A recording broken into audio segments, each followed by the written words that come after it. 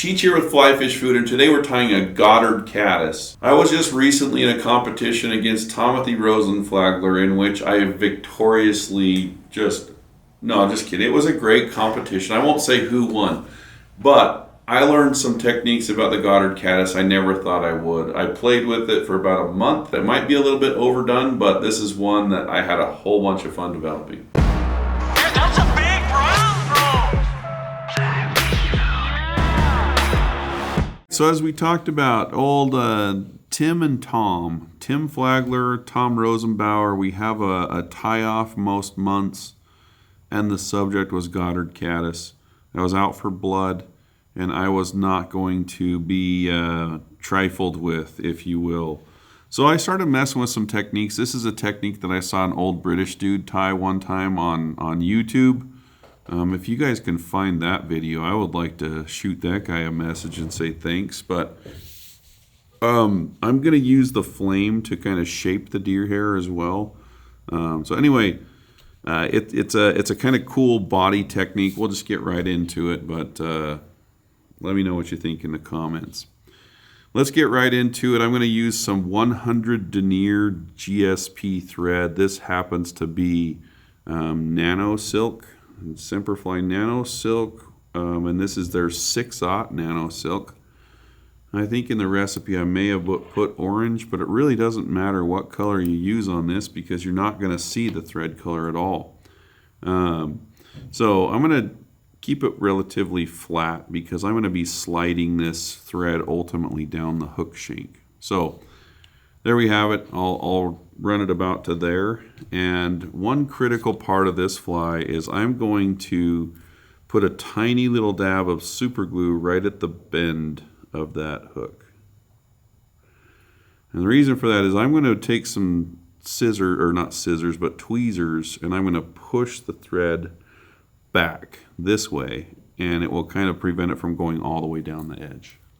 But we're going to get people asking, see this is a little foam dinger right here. So what I'm using this for is that there are little slots in it, and I have two other Goddards that I finish, and I just keep them right there when I tie.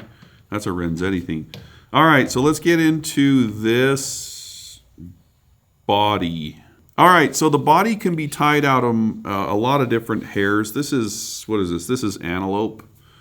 This is caribou. This is comparadun hair that I've done it with. You want a hair that will flare relatively well. I really like the caribou and the antelope because it's really, really super hollow. But some people say this is very brittle, and they also have the tips mostly broken off. So I'll show you, but these two are supremely excellent at flaring. So we're going to use this caribou, and I'm mostly picking this one because I like the gray color. So as you can see, I've tied quite a few of these. In fact, Brigham is making me film this video for the 87th time, I swear.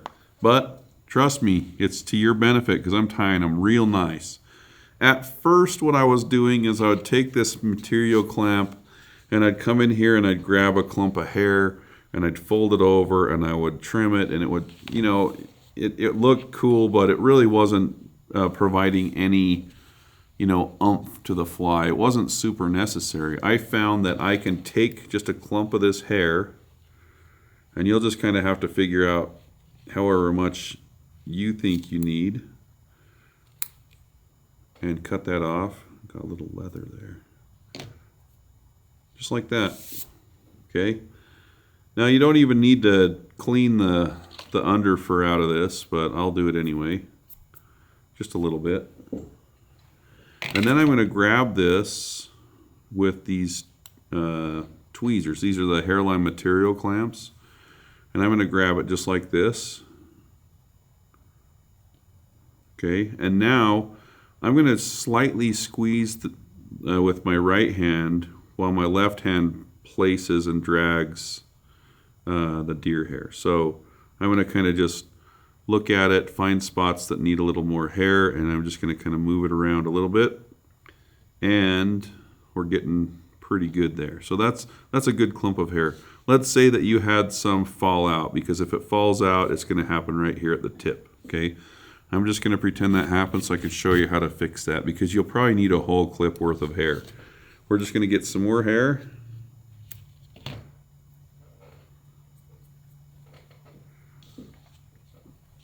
Just like this, and I'm going to lightly pinch it and just slide it down into place. And then just massage a little more. So there we have it. That's a nice clump of hair that we'll be able to twist up in a loop. And what I like to do is point it toward me like this. Take the longest bladed scissors you have, and I like to use my pinky here, and I'm just going to trim it. Some more will fall out, that's fine. Trim it on the other side as well. Just like that. So there is our prepared hair for the loop. Oh man. Don't worry, Brigham's sitting right in front of me, so he caught the brunt of that. I was so tempted to blow that right back. Oh, bro. All right, so here's why we use the 100 deniers, because I need kind of a thick thread for this dubbing noodle or this dubbing loop that I'm going to use. If you use like 12 or 18 aught, it's just not enough bulk to really twist it up. So I'm going to make a loop about that long, stop it right here, and then wrap that right to the very back where I want that body to be. Flatten out my thread just a little bit, and we will take that all the way forward. All right, we're ready for this magic. So as you can see, I've got my loop right here. I'll try to put it out to the side. Grab whichever twister you like. I'm going to use this one because old Stig made me one with a purple handle. That's pretty steezy. All right, so I'm going to put that in there. And I like to put the tip of my finger in this right here. So you can see it makes a really long, narrow triangle all the way to the hook. And I'm just going to take this and I'm going to slide this in here. So if I have to take 2 fingers to open that up, I'll do it. Slide that up in there and put my index finger here as I let go of it. Okay, and then if I slide this finger up and down, I can do that. And this creates a real tight pinch at the end of the loop. Now this stuff is not very stable in there. It's going to fall out if I let this finger off, but I still need to adjust it a little bit. I usually like to kind of pull it down a little bit. If it's too thick, it will have a real hard time twisting up. And so just kind of even it out so it's about like that, okay?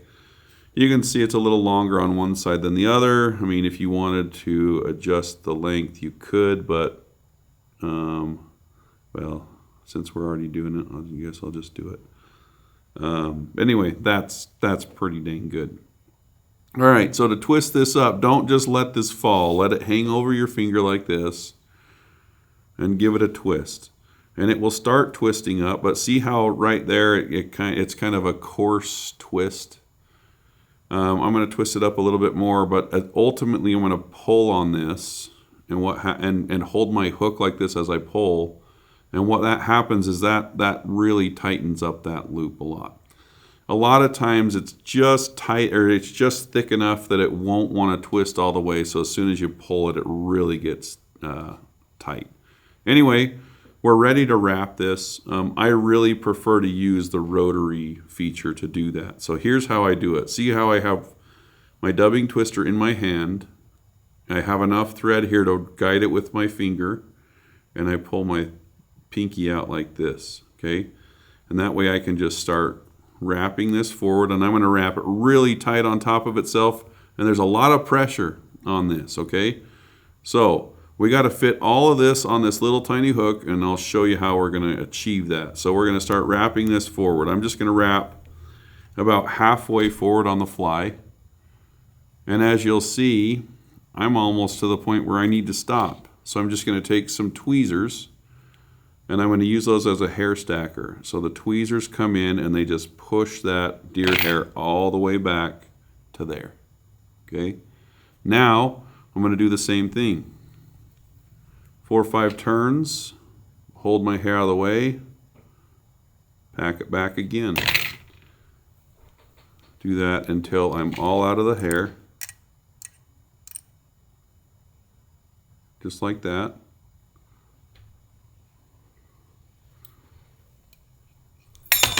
Ooh. Keep doing that until you're up here. You know, if you have too much hair, you can tie it off, no big deal. And the best way to tie this off is just to do like 2 loops, cross those over, and then tie that down. So I'm going to come up here, find that GSP, and just trim it off. All right, so that's our Goddard body, and I'm going to do one last pack down into the body, okay? And the thing I'm going to do on this one to make this one kind of a little more permanent, because when you squeeze the body back like this, it wants to sponge back out.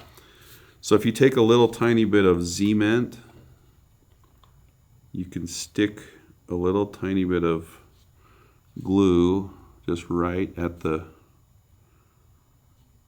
joining point of hook and hair. Right there. And we'll slam this back one more time. And you'll bend a few hooks, so like you got to make sure you're pushing directly back into your thumb. These are really pointy, so you're gonna end up with a few injuries here. Let it be known, it's just gonna happen. All right, so I'm gonna get rid of this thread, and we'll start the trimming process. All right, so to trim this fly, I'm mostly going to use a razor blade, or not a razor blade, a flame, a lighter. But the first thing I'm going to do before I cut anything is I'm going to take some tweezers and just pick this out and make sure nothing's crossed in there. It feels like it's doing pretty good. And then the back end, I'll just kind of fluff it back out because it was just getting pushed into itself. Just like that. All right, so first cut, razor blade. We're just going to lay the fly flat and just go straight along the hook shank. Just like that. Let's cut it all the way back to the bend of the hook. And now I do a little bit of scissor work before I catch it on fire, just to kind of tell the fire where I want it to burn. So I'm going to make a cut right here. And I'm just going to kind of come up over the top of the fly and cut it to somewhat of an ugly angle. I tied a whole bunch of these live, and some of the people that were watching me do this were like, all right, sure, that's a great looking Goddard Caddis, buddy. And I said, you just wait. Okay, so I think I've had a lot of success with the good old Yellowstone lighter. You know, got it in Idaho Falls. You would think it was Yellowstone, but no. All right, so here's what we're going to do. I'm going to try to hold the lighter, and if you hold the lighter at an angle like this, the flame will kind of bend up. And we will catch this on fire, and essentially we're going to catch it on fire and blow it out a bunch of times, and we'll get to a kind of a general shape, and then you can use like the singe points to tell how much you've taken off. Anyway, easier said than done. Let's just catch it on fire on one side, and I'll show you. I'm going to light the far side on fire, just like that. Okay, the near side on fire. So as you can see, I'm creating a little bit of a triangle just with the fire. There you go, I have a pretty good triangle shape. Just by lighting the fire here and letting the heat dissipate backward. Okay, now the back of the Goddards are always tough if you want to burn them with the lighter. But what I've settled on is I kind of pinch those in place, and I'm going to get the underside of the body here like that. And then I just like to get a cautery tool like, you know, Mr. Thomas Rosenbauer does on everything. And I'm just going to come in here and I'm just going to persuade some of those deer hair fibers to go away forever.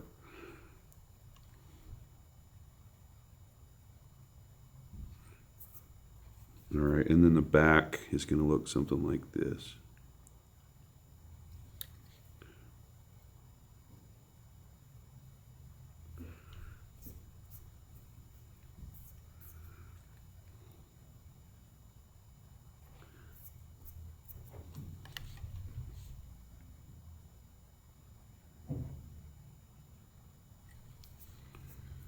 All right, so once I have that there, let's see if we can hit it with the old lighter a little closer up.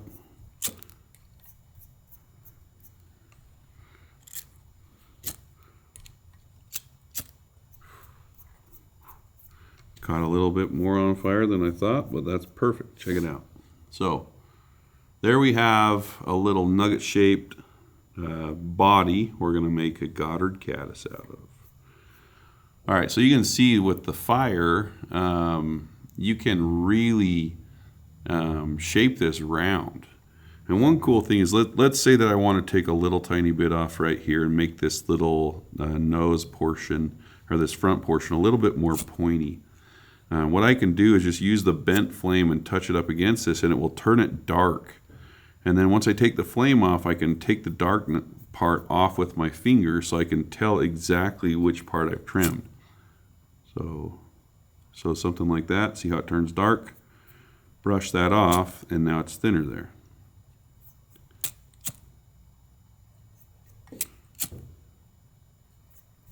So you could do this a lot, but you can see I took down the angle on both sides. So you can play with this a whole bunch, but man, it makes a really cool body. Anyway, I am going to kind of throw a little curveball at this pattern. I'm going to finish it off with 18-aught nano silk, and I'm going to use purple. And this one, you might be able to see a tiny little band of thread at the end of this fly. But the antenna that I like to use for this Goddard is off of a Nutria patch. Okay, so I'm going to use a Nutria guard hair for the antenna. So I'm just going to pluck a few of those out of there. And if you need to, you can take your old Renzetti master vise and use the spring clip to hold those in place. Just like that. All right, so I'm going to take my thread to the front, and I'm going to tie one in just kind of angled. And keep in mind, I get it. This is a complicated fly, totally not necessary to be able to fish a caddis hatch, but you know, sometimes you got to get fancy.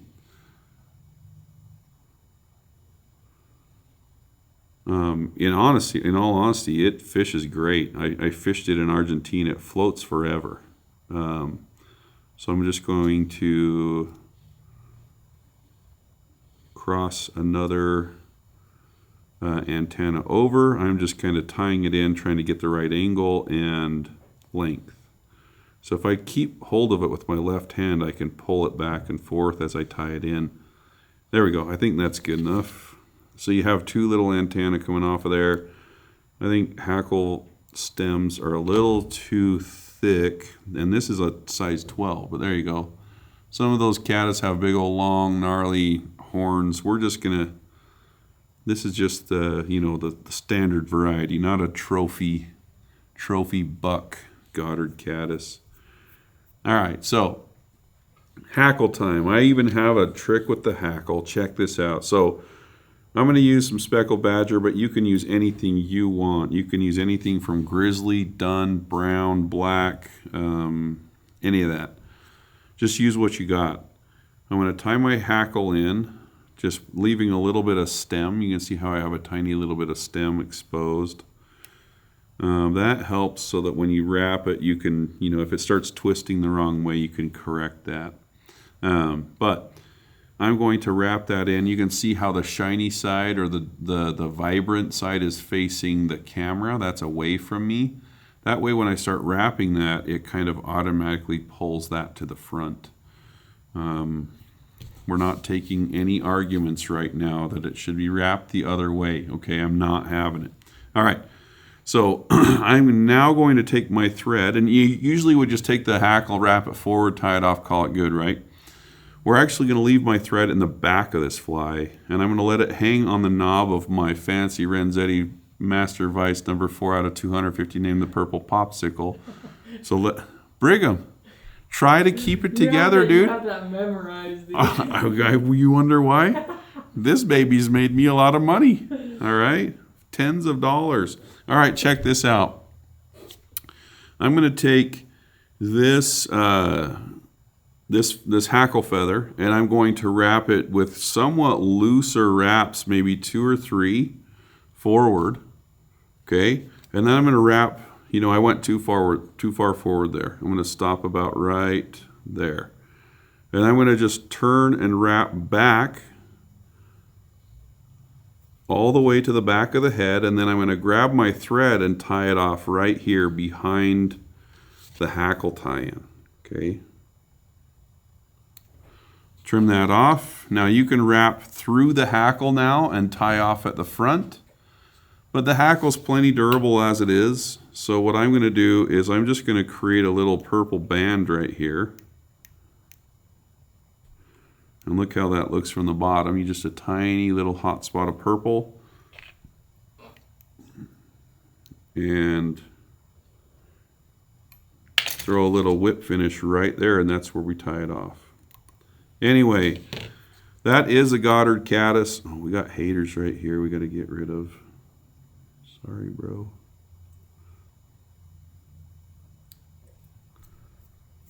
My condolences, haters, but you gotta go.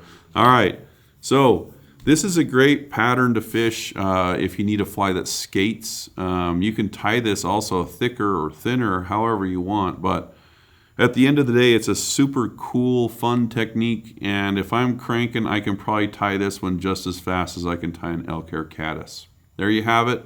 That's my version, or my take on a Goddard Caddis.